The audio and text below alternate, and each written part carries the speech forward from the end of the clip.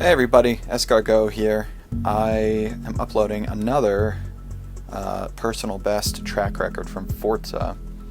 I wasn't planning to do commentary on these or quite frankly put much effort into them whatsoever. I really only intended to upload them for my own sake and for my own viewing later on. But they've actually gotten decent traction, so I figured, what the heck, I'll go ahead and actually put more than the bare minimum effort into these. Someone actually requested, Untrackable5705 actually requested that I do commentary on these, and I figured, what the heck, I'll give it a shot.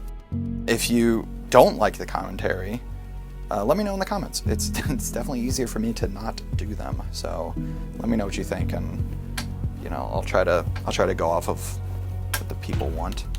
But yeah, before I get into the actual race, I just wanted to provide some context for people to explain what I'm even trying to do with this game. So for some of you, especially people who play this game, it'll probably be pretty clear, but for people who might be hopping over from my Mercenaries content, I just wanted to give them some context so they're not just feeling totally lost. So basically, the way things work in this game, or at least in what I'm doing, the time trial section, which is called Rivals, is they're split up. The time trials are split up into classes. So there's E, D, C, B, A, S, R, P, and X classes. And these represent different, performance brackets for the car you're going to be using to qualify. So in this case, I was doing the A class on the track circuit, the Spa-Francorchamps. But as you can see, there's a lot of tracks that you can choose from. And on top of that, there's multiple configurations of each track. Like this one, for example, is 5 different configurations. So in total, there's probably close to 50 different time trials that you can compete in this game.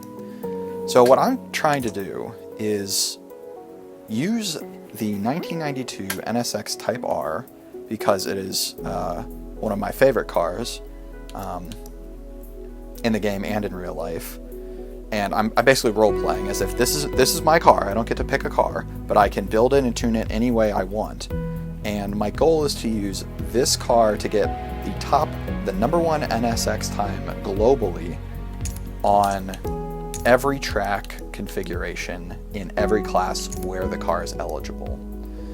So the NSX itself is eligible for depending on how you tune it, it's eligible for the C, B, A, S, R, and P classes. So I'll kind of give you a picture of that. Right now I have this built for the R class, but if I go ahead and, take off the turbochargers and I go back to my stock engine, boom, I'm all the way back in A class now, right? Or let's say I add some weight to the car, I could probably get it down to add even more weight. Now we're down in B class, right?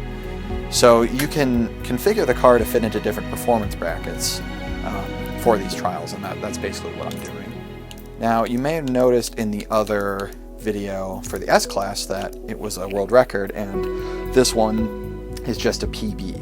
So the distinction I'm making there is specifically for the hardcore leaderboard. So on the global leaderboard, I actually went down one slot. On the global leaderboard for the S class on Spa, I'm currently number 30 globally.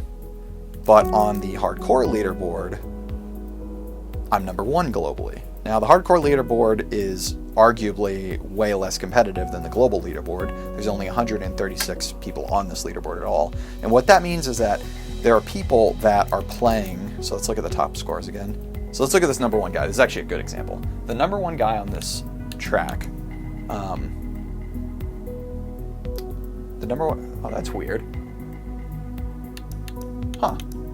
These times used to be from a McLaren F1 GT, and there was a 217, and there were quite a few 218s, and then I think there was also a BMW number 6 M1 Pro car that had a 218, and those times are gone. I wonder if they were reported for being suspicious. I wonder if they were somehow fudged or cheated, or that's interesting. I wonder what happened there. Anyway, that's not what this video is about. You can see that this #1 guy currently uses a Ford GT. He has ABS off, he has traction control off, he has stability management off, and he's using manual with the clutch. And from this board, that looks like all of the assists. But actually the game has a lot more assists that don't show up on this board. Those can include having a driving line, so the game will actually tell you, you know, what line is optimal and where to brake and stuff. You're still playing, but it kind of tells you how to play. And there's other assists like that. And those, if you have those off, that determines whether you're playing in hardcore or not. So my assumption is that most of these people have the suggested driving line turned on. So that's the distinction there. But yeah, I just wanted to give kind of a background on what I'm even going for in this game. And I'm probably not going to get to all, I mean, think about it, that's like 6 classes across nearly 50 tracks. That's going to be like 300 time trials that I'm going to be going for. I'll almost certainly never actually finish that goal, but that's what I'm currently working on. So I'm almost done with Spa. I'm currently working on the R class, and then I can barely qualify for the P class, so it's probably going to be a really bad time, but I can at least try to get the best NSX time for the P class. And then I'll move on. I'll pick a new track. It'll probably be Laguna Seca because I like that track. I picked Spa just because I like it. What's interesting about Spa, the Laguna Seca I've been playing on since I was a kid. I mean, there's Gran Turismo 3 was my first exposure to that track, and it's a classic and I love it. I didn't know anything about Spa until I played this game. And I was just playing the single player campaign, or whatever you want to call it, and I really liked it. I initially was a little like, it was a challenging track, and so I was like a little intimidated by it at first, but then I started to really like how the track is designed. It's got a really nice flow to it, and it's very quickly become one of my favorite racetracks in the world. So that was why I chose that for the first track to take on. So I'll probably continue that trend in picking tracks that I like personally. But if you guys have any tracks that you'd like me to try, let me know, and I'll be sure to prioritize those. I don't really have a strong preference on tracks. I think Laguna Seca is the only one that I'm like itching to do. But yeah, that's that. Let's go ahead and get into the actual driving, and I'll provide some live commentary. Woohoo. So just checking the leaderboard here to start things off. I put in not a decent time, kind of a lousy time. I'm number 2,000 in the world, and I set Andrea Knight as my initial rival, who has a 31,750. And every time you restart a lap, the game puts you a little farther back, so you can kind of control your entry into the next lap, which I think is a good model generally, but it can be kind of annoying to do that final section over and over and over again. And the thing that's really annoying about it is you're not actually going at the speed you would normally be going in a lap, so it's not even good practice for the next lap. It's actually just kind of, you know, a waste of time, but it's what it is. All right, decent exit on that. That was not an optimal first corner, but I would say it's probably 2/10 off of, within 2/10 of what's optimal. Taking this just about perfect. That looked really clean to me. Looks like I saved 0.154 off of whatever I'm comparing. Oh, okay, so I'm comparing to a 32. So my personal best so far is a 32.058. Trying to beat Andrea Knight's 31,750, and I currently still have another, 2/10 to make up to try to beat that time.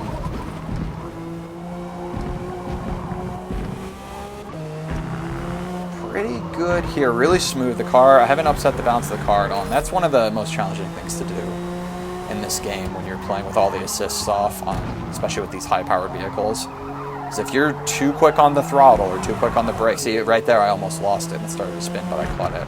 This turn, it took me a while to learn how to do this. You want to brake early and hard and float through that turn. I actually didn't do that too well. I was a little too conservative with it. I didn't use all the track there, but I got a good exit velocity, which allowed me to catch back up to the Ghost. I also struggle with this big swooping left-hander. That one I really still haven't quite figured out what the optimal line is. I take it okay for the most part. But yeah, this one's another one that's really tricky. I mean, this track is just filled with a lot of really dynamic, tricky, fast-flowing turns. This is probably the worst moment in this lap. I had a decent skid there that lost me some time.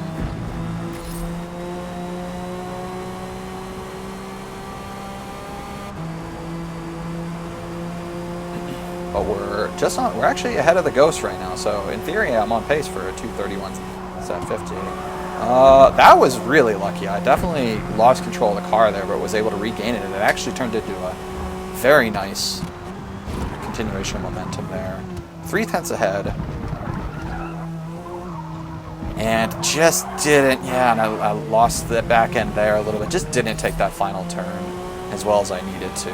So losing about half a tenth there, and missing my goal by 0.010. When does the hurting stop? Is I'm sure what I was thinking. And let's see, that was lap 10. So we are now on coming into lap 19. All right, coming around the first corner here. A little earlier on the brakes than my Ghost. And I decided to compare against my Ghost for this because it was so close to the target time I was going for that I figured it would be better to use mine as a model and try to make a marginal improvement than using someone else's car build that has completely different physics. Okay, well, it looks like I actually, last time I said that I took that fast uphill section pretty much optimally, but I actually saved a little bit of time on this one. I lost time on the first turn, but then I made back some of it there. And the brakes nicely here, and that's just about perfect. Getting your wheel on that green curbing there, but not quite on the grass, is, in my opinion, the optimal line here. And yeah, just about had the optimal line there as well. Unfortunately, I don't have the segment timers turned on this record. I will have them on for the B and the C class, but and this was happening in my S class too, so it might be a product of like the game with like the faster cars, the game having to keep up more. But once you start to set a couple of records, the segment timers, when they go from like you being ahead or behind, if you're driving like almost exactly the same as you did during your personal best, that the game can toggle between those extremely quickly, from like green to red, like you're ahead, you're behind, you're ahead, you're behind. And that actually drops the frame rate of the game significantly, which to me, I think it just feels like a bug, because this game consistently runs well in terms of like the frame rate and performance and everything. On the Series X, it's been pretty good. So to have those frame rate drops, to me seems like a product of a bad design from the coding side. Haven't been commenting on the last few turns, but those last few turns, that was where I lost most of the time on this track, on this record. I skidded a bit toward the end there, making up some of it there. That was a pretty good. I need to learn the name of these. I need to learn the name of these terms, or at least the numbers, because I don't know how to discuss them. Really good entry and exit on this one though, and that is going to be where I'm going to leave this one, with a mid 231, 231.551, and that is going to be good enough for, I think, 40th, if I remember correctly. Having a couple celebration donuts here. A little unwarranted, if I might add, for the amount of time I put into this. I mean, this was nowhere near what I put into the S. This is probably, at least 10 times less time, maybe even 20 times less time than I put into getting that S record. But a record nonetheless, depending on how you look at it. I mean, it's a record asterisk. It's a record for this track in this class with this car.